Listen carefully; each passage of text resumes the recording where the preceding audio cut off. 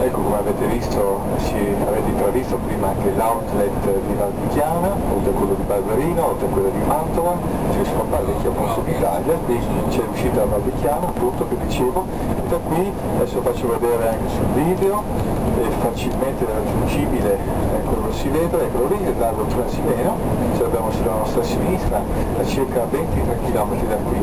Ecco, mentre proseguendo poi per la superstrada che passa vicino sopra il lago Trasimeno, si arriva fino a Perugia, che dista da qui circa 55 km. Ecco, il lago Trasimeno è il quarto lago d'Italia per estensione ed ha una superficie di circa 128 km².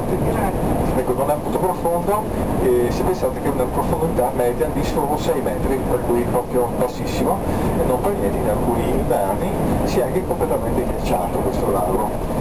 Al centro del lago Trasimeno poi vi sono 3 isole, la più grande è l'isola Polvese e su di essa c'è anche un centro dello studio ambientale. Ecco, quest'isola è raggiungibile tramite un traghetto e arrivati sull'isola si può anche visitare l'antico borgo dei pescatori, oppure sono visitabili i luoghi dove San Francesco d'Assisi si rifugiò in digiuno.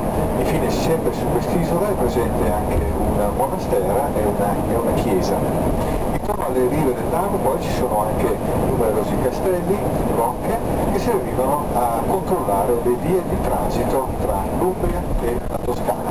Ecco, la cittadina più grande del lago Trasimeno è invece Castiglione del Lago.